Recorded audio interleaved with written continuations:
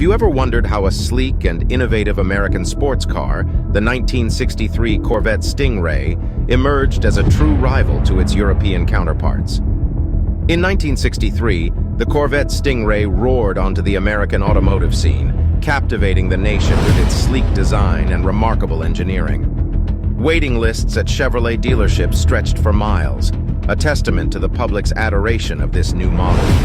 It was hailed as America's premier grand touring car, bridging the gap between sports car and high-performance vehicle. Underneath its stunning exterior, the 1963 Corvette Sting Ray concealed a groundbreaking all-independent suspension system. This innovation transformed the car's traction and cornering capabilities, elevating it above its predecessors. Though not without its quirks, the Sting Ray excelled on smooth surfaces, handling corners with precision and stability. Power, too, was a hallmark of the Sting Ray. Its 300 bhp engine was a favorite among buyers, although other options were available. With a surplus of power at their disposal, drivers could expertly control the car's tail, sliding around corners with ease. Zora Arkus-Duntov, a key figure in Corvette's development, proudly proclaimed, "For the first time, I now have a Corvette I can be proud to drive in Europe."